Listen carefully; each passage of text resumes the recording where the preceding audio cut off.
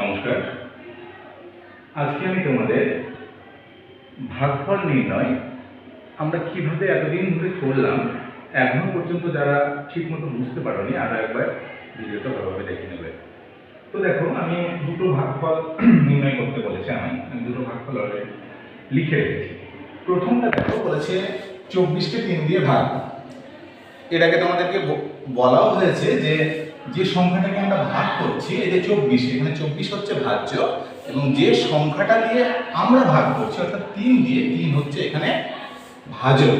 এবার দেখো কি করে ভাগটা করতে হবে। সব সময় ভাগের ক্ষেত্রে এই অঙ্কটাকে লক্ষ্য করব। এই দিক গুণ করতে গেলে আমরা যেমন এই দিক থেকে করি, কিন্তু ভাগ করতে গেলে এই দিক থেকে গুণটা প্রথমে করব।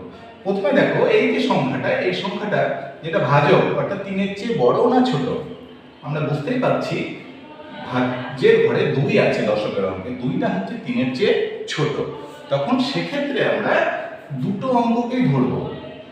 এই অঙ্কটা যদি 3-এর সমান হতো বা 3-এর চেয়ে বেশি হতো, তখন আমরা শুধুমাত্র এই অঙ্কটাকে ভাগ করতাম, কিন্তু 2 যেহেতু 3-এর চেয়ে ছোট সেহেতু আমরা এই দুটো সংখ্যাকে ধরব অর্থাৎ 24। এবার আমাদের কি করতে হবে, আমরা 3-এর ঘরের নামটা বলবো কত দূর পর্যন্ত, যত দূর পর্যন্ত না 24 আসছে। এরকম করতে করতে যদি আমরা গুণ করতে করতে যাই, 3-এর ঘরে নামটা বলতে বলতে আমরা দেখতে পাবো 3-এর সাথে যদি 8-এর গুণ করি, তাহলে 3-এর সাথে 8-এর গুণ করলে 24 হয়। অর্থাৎ 3কে যদি আমি 8 দিয়ে গুণ করি তবেই কিন্তু 24 হয়। অর্থাৎ এই 8টাকে আমি কি করব, এককের অঙ্কে লিখবো।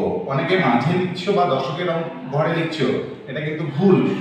মনে রাখবা সবসময় লাস্ট অঙ্ক ভাজ্যের যার নিচে আমি এই গুণফলটা বসাচ্ছি, ঠিক তার উপরে ভাগফলটা বসবে, দশকের ঘরে কিন্তু নয়।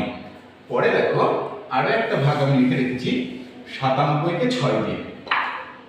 এখানে ভালো করে লক্ষ্য করো, এই অঙ্কটা আর এই অঙ্কটার যে পার্থক্য, এখানে যে দশকের ঘরে যে অঙ্কটা ছিল সেটা কিন্তু ভাজকের চেয়ে ছোট ছিল। এখানে দেখো এখানে 9 আছে, অর্থাৎ ভাজক যেটা ভাজকের চেয়ে কিন্তু বড়।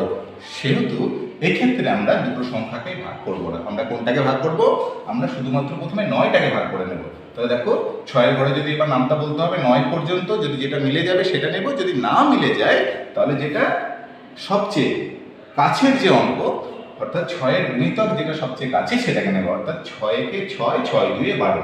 তাহলে 6-এর সঙ্গে 1-এর গুণ করলে 6 হয়। এবার আমরা কি করব, এবার 9 থেকে 6 বিয়োগ করে 3 পেলাম। এই 7টা কিন্তু আমরা এখানে নামাবো না, পরের লাইনে অর্থাৎ 3-এর পাশে 7টাকে নামাবো। আবার আমরা কি করব, 37 পেয়েছি, 37টাকেও কিন্তু ভাগ করব একই রকম ভাবে। 6-এর ঘরে নামটা বলতে বলতে যদি যায়, তাহলে 6-কে 6 দিয়ে গুণ করলে 36 হয়। 6-কে যদি 7 দিয়ে গুণ করি তাহলে হচ্ছে 42। তাহলে দেখো মিলছে না, আমরা 37 কিন্তু এখানে পাচ্ছি না, 36 পাচ্ছি আর 42 পাচ্ছি। তাহলে আমরা কোনটাকে নেব, আমরা যেটা ছোট অর্থাৎ 37-এর চেয়ে যেটা ছোট সেটাকে নেব। তাহলে 6-কে 6 দিয়ে যদি গুণ করি তাহলে 6 6 36। এখানে দেখো বিয়োগ করে কত পেলাম, 1 পেলাম। 1টা কিন্তু ভাজকের চেয়ে ছোট, তাহলে আর কিন্তু আমাদের আর ভাগফল যাবে না, আর ভাগ করা যাবে না। তাই কি হলো, এখানে 16টা হচ্ছে ভাগফল, 6 ভাজক আর 1 হচ্ছে ভাগশেষ। আর একটা বিষয় তোমরা মনে রাখবা যে এই যে ভাগশেষ সব সময় কিন্তু ভাজকের চেয়ে ছোট হয়। কি বললাম, ভাগশেষ সব সময় ভাজকের চেয়ে ছোট হয়। এই সংখ্যাটা কিন্তু কখনোই এই ভাজকের চেয়ে যেটা থাকবে সেটা কিন্তু বড় হবে না। শেষে কিন্তু সব অঙ্কগুলোর শেষেই কিন্তু আমাদের নির্ণেয় ভাগফল অর্থাৎ উত্তর বলে নির্ণেয় ভাগফল, এটা কিন্তু তোমরা লিখবে। নমস্কার।